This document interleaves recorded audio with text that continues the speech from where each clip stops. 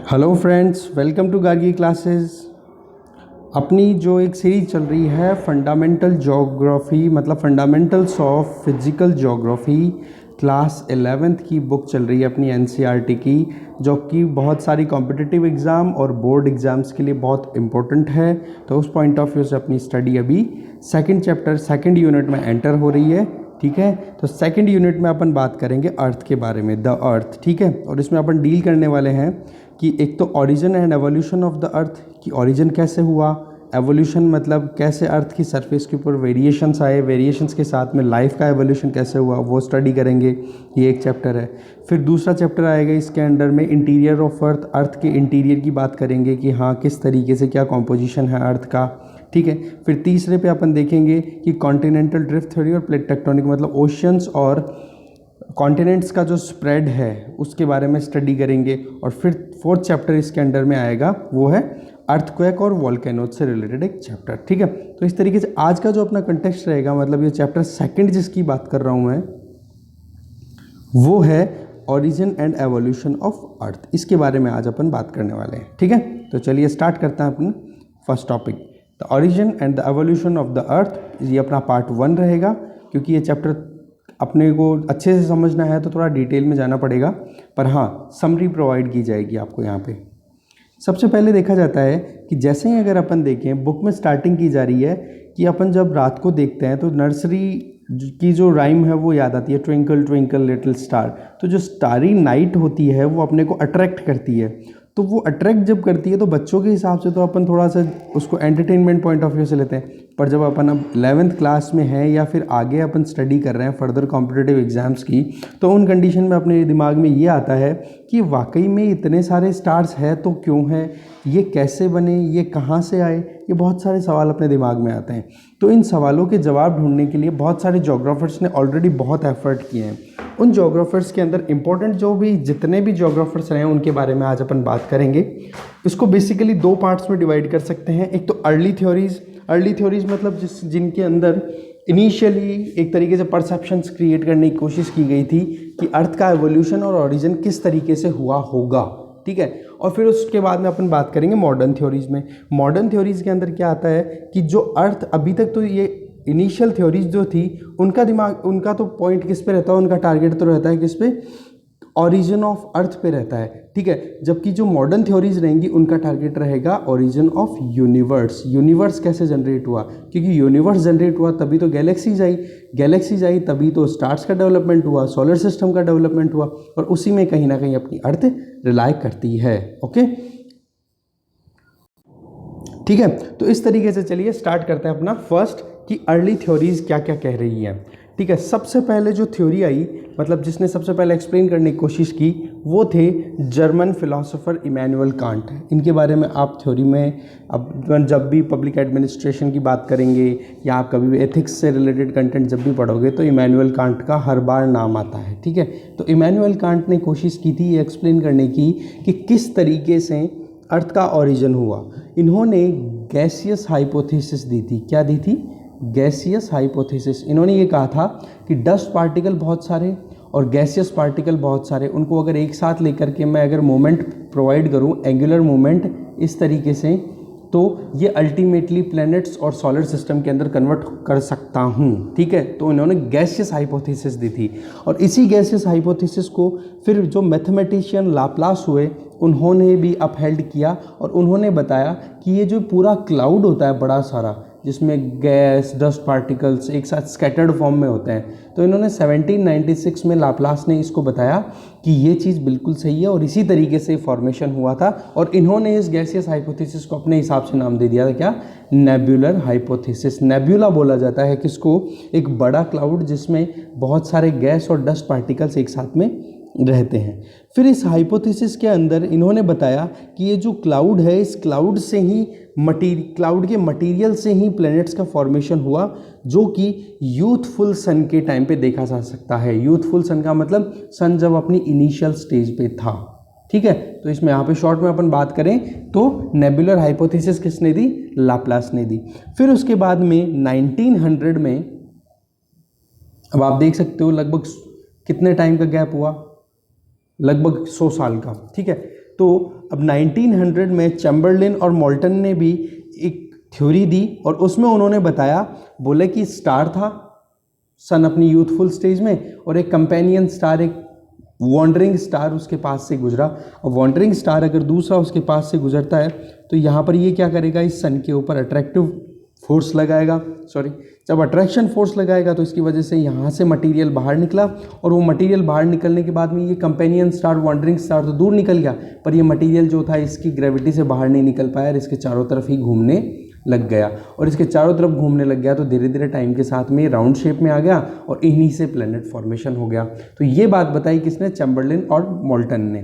तो जो particular material निकला तो इन्होंने बताया, बोले सिगार शेप में लिखा। सिगार कैसे, ये मान लो यूथफुल स्टेज में सन था, ये कंपेनियंस वॉन्डरिंग स्टार, ये इस तरीके से पास से निकला, तो यहाँ से भी मटेरियल इसके अट्रैक्टिव फोर्स से इस तरीके से बाहर की तरफ निकल गया सिगार की तरह, ठीक है। और फिर ये तो क्या दूर चला गया, पर ये मटेरियल जो था टूट करके फिर इसके चारों तरफ या अर्थ के चारों तरफ रोटेट करने लग गया, ठीक है। तो इस तरीके से क्या हो गया, कंपेनियन स्टार की अट्रैक्शन की वजह से इसके चारों तरफ, अर्थ के चारों तरफ ये रोटेशन शुरू हो गया, ठीक है। अर्थ के चारों तरफ रोटेट, और इन्हीं रोटेशन के इसी मटेरियल से जो सिगार के शेप में निकला था उसी के रिजल्ट के तौर पे अपने को क्या मिल गए, अपने को प्लैनेट्स फॉर्मेशन हो गई, ठीक है। और इसी थ्योरी को आगे चल के सर जेम्स जीन्स और सर हेराल्ड जेफरी, इन दोनों ने भी सपोर्ट किया, फेवर्ड, ये फेवर्ड है, ठीक है। फेवर्ड नंबर थ्री का मतलब चैम्बरलिन और मोल्टन की जो थ्योरी थी उसको sir James Jeans and sir Harold Jeffreys ने सपोर्ट किया, ठीक है। बेसिकली अगर अपन देखें, यहाँ पे आप देख पा रहे हो, एक तो अपन सन की बात कर रहे हैं, 3 और 4 थ्योरी की बात कर रहे हैं, एक तो सन और एक वॉन्डरिंग स्टार, तो यहाँ पर क्या है, 2 स्टार्स हो गए कि नहीं, इसलिए इसको, इन थ्योरीज को क्या बोलते हैं, बाइनरी थ्योरीज। क्या बोल देते हैं इनको, बाइनरी थ्योरीज। ऐसे ही फिर 1950 में ऑटो स्मिथ और कार्ल वाइस्कर, क्या, ऑटो स्मिथ जो रशियन थे, कार्ल वाइस्कर जो कि जर्मन थे, इन्होंने भी नेबुलर हाइपोथेसिस के ही डिटेल को थोड़ा और एक्सपेंड करने की कोशिश की। किसको, नेबुलर हाइपोथेसिस को ही रिवाइज किया, और इन्होंने बताया कि सन के चारों तरफ एक सोलर नेबुला था, सन मेन यूथफुल स्टेज में, और उसके तरफ डस्ट पार्टिकल्स वो थे। अब वो जो पार्टिकल का क्लाउड्स था उसके अंदर ज़्यादा कंटेंट किसका था, हाइड्रोजन एंड हीलियम का, ठीक है। अपन नेक्स्ट स्लाइड पे चलते हैं एक बार। इसमें बताया इन्होंने कि वो मेनली किसका बना हुआ था क्लाउड, हाइड्रोजन और हीलियम का बना हुआ था, और साथ में डस्ट भी था। और जैसे जैसे टाइम निकला तो वो डिस्क शेप में आ गया। डिस्क शेप के बाद में फिर वो क्या हुआ, मैं यहाँ पे बता देता हूँ आपको। ये सन है फॉर एग्जांपल, और इसके चारों तरफ ये डिस्क है। अब यहाँ पर डिस्क में अलग अलग जगहों पर ये एक तरीके से अट्रैक्ट होना शुरू हो गया, फ्रिक्शन और कॉलिजन होना शुरू हो गया डस्ट पार्टिकल और गैसेस के पार्टिकल्स के बीच में, और उनके कॉलिजन के बाद में एक्रीशन का मतलब अक्यूमुलेशन होता है, धीरे धीरे होने का अक्यूमुलेशन। छोटे छोटे पार्टिकल से फिर क्या हुआ, और बड़ा पार्टिकल बना, फिर इधर छोटा बना, फिर इस बड़े वाले ने छोटे वाले को अपनी तरफ अट्रैक्ट कर लिया, तो इस तरीके से बनता बनता बड़े पार्टिकल्स बन गए और बड़े प्लैनेट फॉर्मेशन में फिर बाद में अल्टीमेटली आ गए। तो ये जो डिस्क थी सन के चारों तरफ, उसी के आधार पे ये बताया गया कि प्लैनेट्स का फॉर्मेशन हुआ, ठीक है। तो ये थी अपनी अर्ली थ्योरीज जो कि ओरिजिन ऑफ अर्थ के चारों तरफ ही कहीं ना कहीं घूम रही है। अब अपन बात करेंगे मॉडर्न थ्योरीज की। मॉडर्न थ्योरीज की अगर अपन बात करें तो मॉडर्न थ्योरीज बात करती हैं ओरिजिन ऑफ यूनिवर्स की, ना कि ओरिजिन ऑफ अर्थ की, ओरिजिन ऑफ यूनिवर्स की। इसमें क्या होता है कि जैसे जैसे अगर अपन अर्थ की स्टडी करेंगे तो अर्थ तो पर्टिकुलर एक नैरो आपका इंटरप्रिटेशन हो जाता है, जबकि अपन यूनिवर्स की अगर अपन बात करते हैं तो यूनिवर्स क्या है, अपने आप में ब्रॉडर टर्म है, तो उसकी स्टडी करने की बात की गई थी जो मॉडर्न थ्योरीज रही, ठीक है। इन मॉडर्न थ्योरीज में सबसे इंपॉर्टेंट थ्योरी आई है वो है big bang theory. Big bang theory जो है उसमें यूनिवर्स के ओरिजिन को बताया गया है, और वो यूँ बोलते हैं कि इस थ्योरी के अकॉर्डिंग यूनिवर्स एक्सपेंड करता है, जो कि अभी भी कर रहा है, ठीक है। इसलिए इस थ्योरी को क्या बोल दिया गया, एक्सपेंडिंग यूनिवर्स हाइपोथेसिस भी बोल देते हैं बिग बैंग थ्योरी को। और इसके बारे में सबसे पहले जो एविडेंस दिए थे वो थे एडविन हब्बल 1920 में, और इनके नाम से टेलीस्कोप भी लॉन्च करता है नासा बहुत बार, ठीक है। हब्बल टेलीस्कोप नाम आता रहता है न्यूज़ में। तो एडविन हब्बल ने 1920 के अंदर सबसे पहले एविडेंस दिए कि वाकई में ये एक्सपेंड कर रहा है यूनिवर्स, और इन्होंने एग्जाम्पल दिया बैलून का। बैलून में जैसे अगर अपन देखें फॉर एग्जांपल, यहाँ पे मैं बैलून बना के दिखाता हूँ, छोटा सा बैलून है फॉर एग्जांपल, यहाँ पे आपने डॉट्स बना दिए बहुत सारे, और अब इसमें आप एयर डालोगे, इसको भरोगे, तो ये क्या बैलून करेगा, पूरा फूल जाएगा। फूलेगा तो यहाँ पे डॉट्स वो भी स्प्रेड हो जाएंगे और एक दूसरे से दूर चले जाएंगे। अब इस कंडीशन में ये बता रहे हैं कि शुरुआत में इतना छोटा सा पर्टिकुलर पार्ट था, उसको एक्सपेंड होने से ये दूर दूर चले गए। पर यहाँ पर प्रॉब्लम क्या आती है इस एग्जाम्पल में कि ये साथ साथ में डॉट्स भी तो स्प्रेड हो रहे हैं। तो यहाँ पर जो एविडेंसेस है, जो साइंटिस्ट जो बता रहे हैं वो ये बता रहे हैं कि ये मान लो ये गैलेक्सी 1, ये गैलेक्सी नंबर 2, इन दोनों के बीच की डिस्टेंस है वो तो क्या इंक्रीज हो रही है, पर ये जो गैलेक्सीज की खुद की डायमेंशन है वो इंटैक्ट है, उसमें कोई वेरिएशन नहीं है। मैं रिपीट कर रहा हूँ, यहाँ से आप देख सकते हो कि space between the Galaxy is increasing. Space दो गैलेक्सीज के बीच का वो तो बढ़ रहा है, पर गैलेक्सीज एक्सपेंड कर रही है, ऐसा कोई अभी तक एविडेंस इतना कुछ मिला नहीं है। तो बैलून वाला थोड़ा इनअप्रोप्रिएट एग्जाम्पल हो जाता है, पर यह समझाने की कोशिश की जा सकती है इस पर्टिकुलर थ्योरी को। इसके लिए अगर अपन देखें तो यह आपके सामने इमेज है। सपोज बैलून इस साइज में था, छोटी सी साइज में था यहाँ पे, और इसमें जैसे ही आपने हवा डाली तो ये क्या हो गया, फैल गया। अब फैल गया तो यहाँ पे भी देखो गैलेक्सी की साइज़ वो की वो है, यहाँ पे दिखाई है, पर बैलून में क्या हो जाता है, ये गैलेक्सी की साइज़ भी क्या जैसे जैसे बड़ा होगा तो बढ़ती चली जाती है। पर जबकि ये एविडेंसेस क्या कहते हैं, गैलेक्सी इस साइज़ में भी इतनी थी और इस साइज़ में यहाँ पर भी इतनी की इतनी रही, ज़्यादा बड़ी नहीं हुई, वैसी की वैसी रही, जबकि इनके बीच की डिस्टेंस जो है वो बढ़ गई। ओके, तो इस तरीके से ये समझाने की कोशिश की थी एडविन हबल ने। अब अपन थोड़ा प्रोसेस समझने की कोशिश करते हैं कि बिग बैंग थ्योरी का प्रोसेस कैसे हुआ था। तो बिग बैंग थ्योरी में बताया गया कि इनिशियली एक पर्टिकुलर यूनिट मास में, जिसको सिंगुलैरिटी बोला गया, जो कि हाईली डेंस, जिसकी डेंसिटी बहुत ज़्यादा, जहाँ पर टेम्परेचर बहुत ज़्यादा, और उस कंडीशन में फिर हुआ यहाँ पर ब्लास्ट। क्या हुआ, ब्लास्ट होने के बाद में ये जो हाई डेंसिटी मटेरियल था उसका क्या हुआ, एक्सपेंड होना शुरू हो गया, और एक्सपेंड होते होते मतलब विद इन वन सेकेंड ये एक्सपेंशन था, ये अचानक होकर के और फिर धीरे पड़ गया था, बिल्कुल स्लो हो गया, जो अभी भी कंटिन्यू है हल्का हल्का, ठीक है। अचानक से एक्सपेंड होकर के स्लो हो गया विद इन 1 सेकेंड, और with in 3 minutes of this explosion, ठीक है, फर्स्ट एटम फॉर्मेशन हुआ।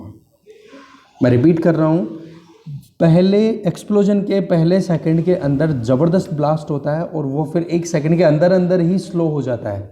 दूसरा, शुरुआती 3 मिनट के अंदर ही इस पूरे मटेरियल के ब्लास्ट के बाद में फर्स्ट एटम फॉर्मेशन में आ जाता है, ठीक है। तो इसको अपन स्टेप बाय स्टेप समझने की कोशिश करते हैं। बिग बैंग थ्योरी के अकॉर्डिंग अगर आप स्टेजेस देखें तो यहाँ पे देखेंगे कि तो इनिशियली जितना भी यूनिवर्स का मैटर था, जितना भी मटेरियल है आज अपन देख रहे हैं, वो सारा का सारा एक प्लेस में था, जो कि टाइनी बॉल के फॉर्म में था, बॉल के फॉर्म में था, जिसको सिंगुलर एटम बोला गया, जो कि अनइमेजिनेबली, जिसका वॉल्यूम तो बहुत कम, टेम्परेचर बहुत ज़्यादा, पर जहाँ वहाँ की डेंसिटी वो क्या थी, इनफाइनाइट, बहुत ज़्यादा डेंसिटी थी। तब एक ह्यूज एक्सपेंशन होता है, ब्लास्ट होता है उसमें, और वो होता है लगभग 13.7 billion years ago, 13.7 billion years ago blast होता है बिग बैंग, ठीक है। इसीलिए इस थ्योरी का नाम क्या दे दिया, बिग बैंग, मतलब बड़ा सारा ब्लास्ट होना। और जो कि एक्सपेंशन ब्लास्ट हुआ होने के बाद में एक्सपेंशन हुआ अभी भी कंटिन्यू है, पर शुरुआती सेकंड के कुछ हिस्से के अंदर ही एक्सपेंशन जो था वो स्लो डाउन हो चुका था। पर फर्स्ट से 3 मिनट्स के अंदर अंदर ही बिग बैंग इवेंट के क्या फर्स्ट एटम फॉर्म हो चुका था।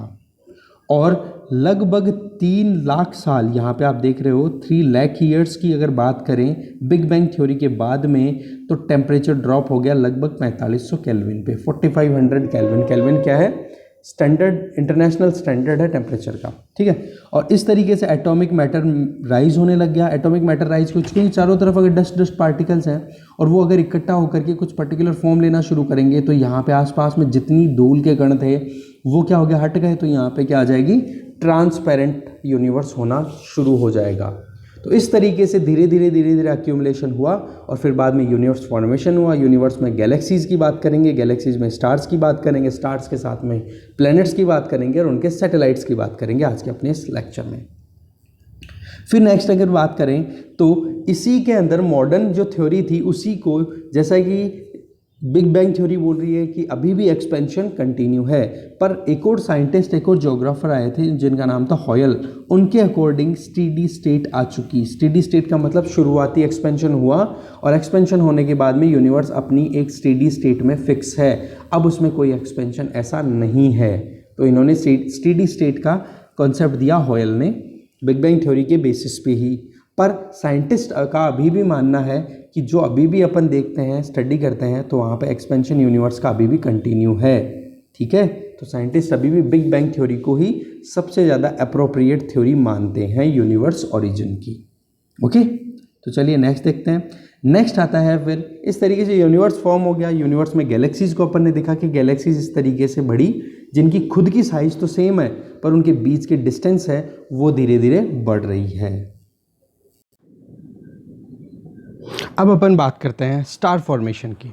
स्टार फॉर्मेशन को अगर अपन देखें तो इसमें एकदम सिंपल सा प्रोसेस है, वही यूनिवर्स का जो फॉर्मेशन हुआ था उसी के सीक्वेंस में कंटिन्यू चलता रहेगा। उसको मैं समराइज़ कर दूंगा। पहले अपन देख लेते हैं कि स्टार फॉर्मेशन हुआ क्या था। देखिए, शुरू में जब पूरा एक नेबुलर जो फॉर्मेशन था उसमें क्या था, क्लाउड था।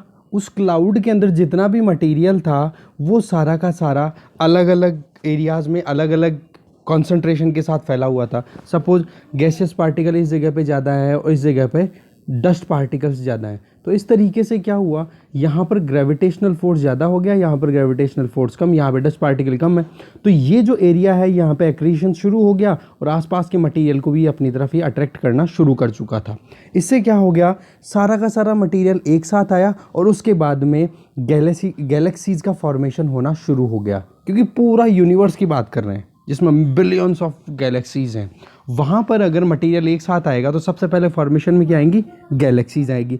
अब गैलेक्सीज जो हैं आज अगर अपन देखें तो एक गैलेक्सीज में बहुत सारे स्टार्स होते हैं जिनमें से एक अपना सन भी है। और ये जो स्टार्स अपन देखते हैं ट्विंकल ट्विंकल लिटिल स्टार, ये स्टार्स ही होते हैं जो कि अपनी गैलेक्सी के हैं, जो कि बहुत दूरी पर बहुत ज़्यादा दूरी पर लोकेटेड है।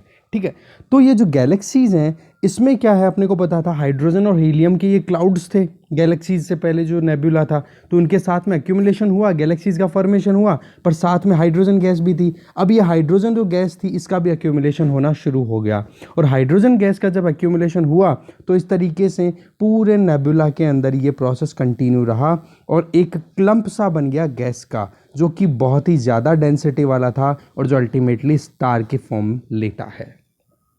तो मैं रिपीट कर रहा हूँ, इसको समराइज़ कर रहा हूँ कि जितना भी पूरा मटेरियल था, डस्ट पार्टिकल्स, गैसियस पार्टिकल्स, वो ग्रेविटेशनल डिफरेंसेस की वजह से एक्यूमुलेशन होना शुरू हो जाता है, वो एक साथ आकर के इकट्ठा होना शुरू हो जाते हैं, उसकी वजह से तो गैलेक्सीज बनती है और एक गैलेक्सी में बहुत सारे स्टार्स होते हैं। फिर आगे बात करें, एक गैलेक्सी में जब जैसे जैसे हाइड्रोजन और हीलियम गैसेस का जब एक्यूमुलेशन होना शुरू हुआ तो एक लार्ज क्लाउड बनना शुरू हो गया जिसको अपन ने बोला नेबुला, और उस नेबुला के अंदर ही क्लम्प ऑफ गैसेस बनना शुरू हो गए, मतलब बंचेस बनना शुरू हो गए गैसेस के। और जहाँ जहाँ पर बंचेस ऑफ गैसेस बने उनका ज़्यादा डेंसिटी होने की वजह से धीरे धीरे टाइम के साथ में वो फिर वहाँ पर एक्टिविटीज़ होना शुरू हो गई जो कि सन सरफेस पे अभी भी कंटिन्यू है। तो इस तरीके से क्या फॉर्मेशन हो गया, स्टार फॉर्मेशन। और ये जो एक्टिविटी थी ये हुई लगभग 5.6 billion years ago. Universe formation कब हुआ, 13.7 बिलियन ईयर्स अगो, और जब स्टार फॉर्मेशन की बात है तो 5.6 बिलियन ईयर्स अगो, सन की बात करें तो। ओके, अब नेक्स्ट बात करते हैं डिस्टेंस को कैसे मेज़र करते हैं। डिस्टेंस के लिए मेजरमेंट के लिए यूज़ किया जाता है लाइट ईयर। अब लाइट ईयर जो है वो नाम तो लाइट ईयर आ रहा है, पर वो डिस्टेंस का है मेजरमेंट, ना कि टाइम का। ये अपने को ध्यान रखना है, ये छोटे एग्जाम्स में कई बार पूछ लिया जाता है।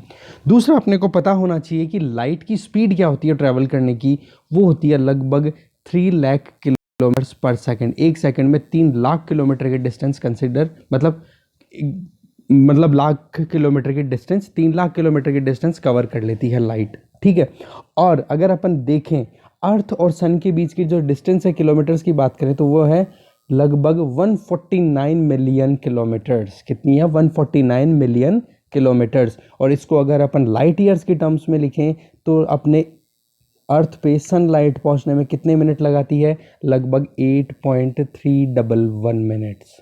ठीक है, और मैं आपको एक चीज़ बता दूं कि एक लाइट ईयर इक्वल्स टू होता है 9.461 इंटू 10⁻12 किलोमीटर्स।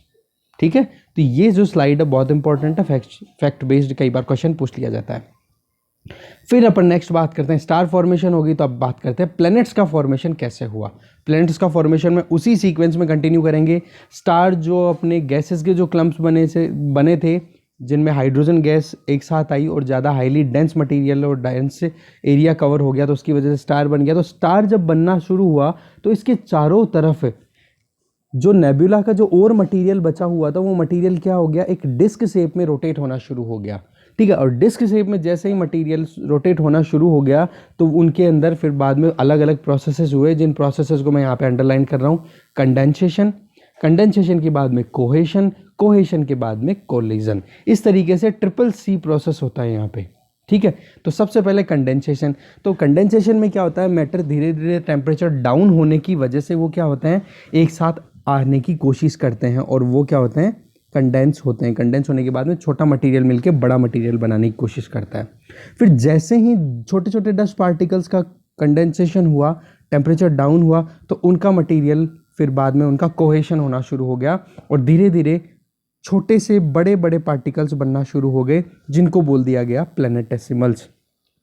क्या बोल दिया गया, प्लैनेटेसिमल्स।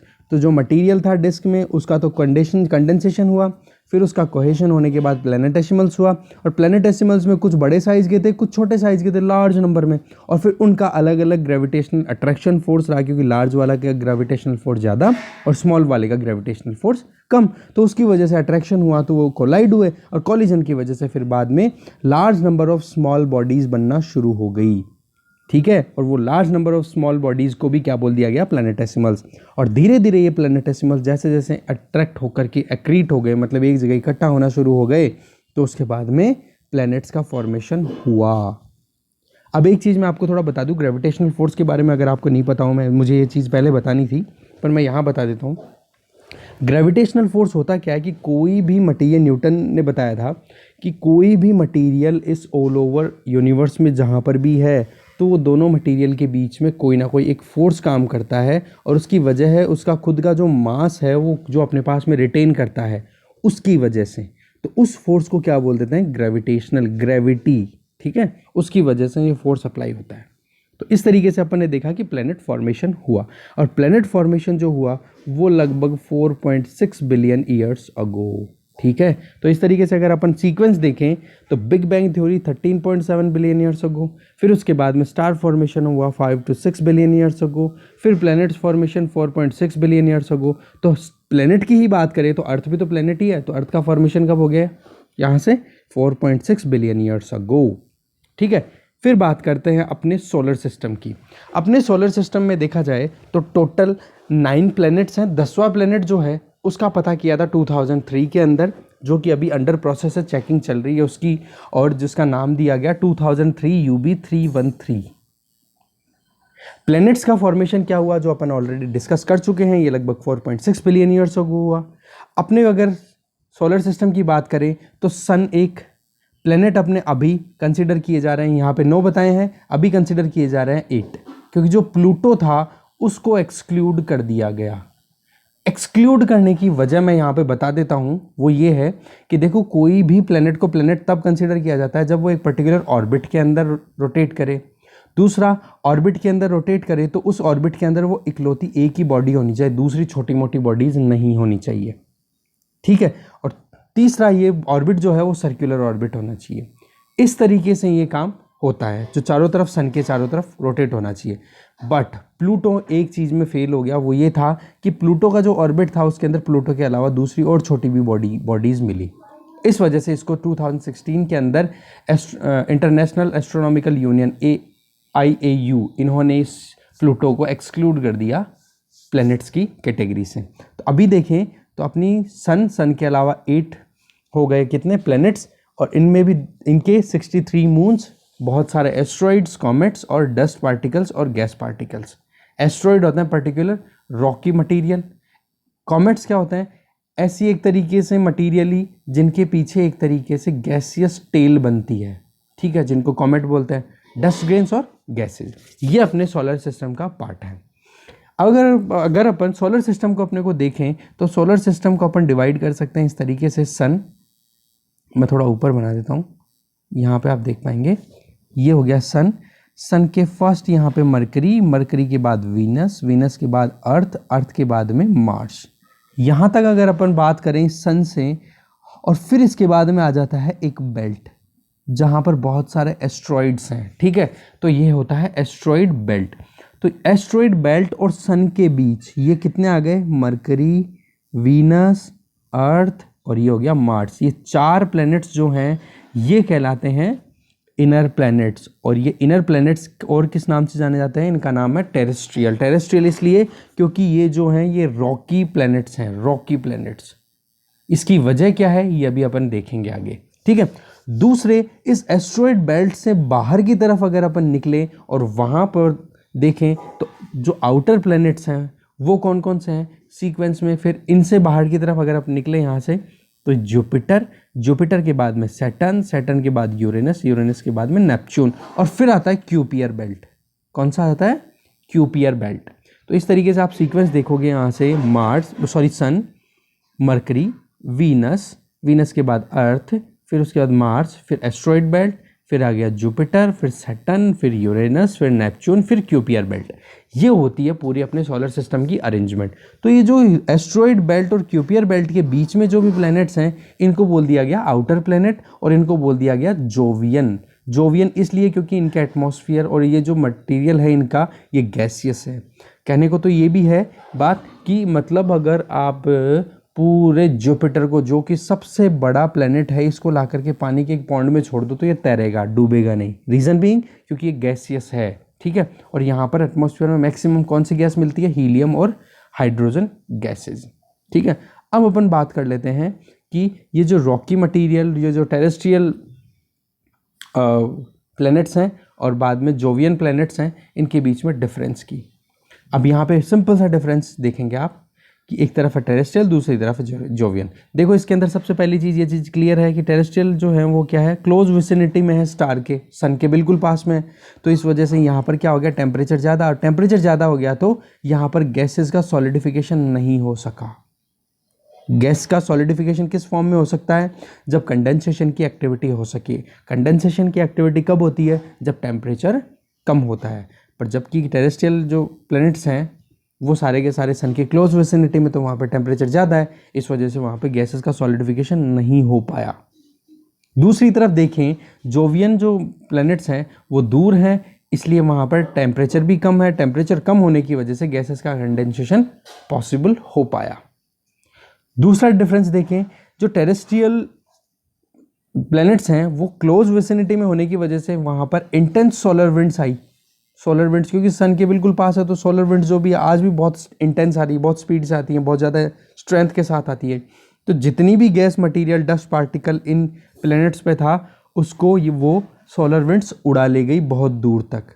तो बचा क्या पीछे, रॉकी मटेरियल जो एक्रीशन के बाद में इकट्ठा हो गया। इस वजह से वो अल्टीमेटली बच क्या गए, गैसियस और डस्ट पार्टिकल तो वहाँ से उड़ गए और बचा हुआ रह गया पीछे केवल रॉकी मटेरियल। ओके, इसी तरीके से अपन जोवियन प्लैनेट्स की बात करें तो यहाँ पर सोलर विंड्स इतनी ज़्यादा स्ट्रॉन्ग नहीं थी, इस वजह से गैसेज यहाँ पे स्टे कर गई। और आपको मैंने अभी बताया कि एक तो आप सैटर्न देखोगे, सैटर्न की तरफ चारों तरफ गैसियस रिंग दिखाई देती है। दूसरी आप देखोगे कि जुपिटर को अपन अगर पानी में डालें तो वो तैरता रहेगा, तो वो क्या है, गैसियस फॉर्मेशन में होने की वजह से। तीसरा देखिए अपन, जो टेरेस्ट्रियल जो प्लैनेट्स हैं उनकी स्मॉल साइज़ है। स्मॉल साइज़ क्यों है, उसकी वजह क्योंकि ये गैसेस तो क्या हो गई, उड़ गई, तो इस वजह से इनकी साइज़ कम रह गई क्योंकि रॉकी मटेरियल ही पीछे रह गया। और स्मॉलर साइज़ होने की वजह से इनकी ग्रेविटी भी लो रह गई। अब ग्रेविटी लो रह गई तो यहाँ से जो गैसेस उड़ के जा रही थी तो उनको होल्ड करने में भी अनेबल हो गए, तो इस वजह से गैसेस यहाँ पे नहीं मिलती और सारी उड़ गई। एक्सेप्शन यहाँ पे केवल और केवल अर्थ का आता है, जिसके चारों तरफ क्या है, एटमॉस्फियर, जिसकी वजह से लाइफ सस्टेन कर रही है और आज अपन पढ़ पा रहे हैं, ठीक है। इसी तरीके से जोवियन जो प्लैनेट्स हैं वो उनकी साइज़ ज़्यादा है, साइज़ ज़्यादा होती है तो उनकी ग्रेविटी भी ज़्यादा होती है। जबकि ये कई बार कन्फ्यूज़न हो जाता है कि रॉकी मटेरियल होगा तो वहाँ पर ज़्यादा ग्रेविटी होगी, बट यहाँ पर जो टेरेस्ट्रियल जो प्लैनेट्स होते हैं उनकी स्मॉलर साइज़ की वजह से वहाँ पर ग्रेविटी कम है। जबकि जोवियन प्लैनेट्स जो बाहर की तरफ बड़े वाले प्लैनेट हैं उनकी ग्रेविटी ज़्यादा होती है, तो कंफ्यूज होने की कोई ज़रूरत नहीं है, ठीक है। तो इस तरीके से अपना जो आज का टॉपिक था वो यहीं पे कंप्लीट होता है। सेकंड पार्ट अपन नेक्स्ट लेक्चर में डिस्कस करेंगे, जिसमें अपन मून की formation, evolution of earth, evolution of lithosphere, geological time scale और ऑरिजिन ऑफ लाइफ के बारे में बात करेंगे। ठीक है, तो चलिए, thank you so much for watching this video.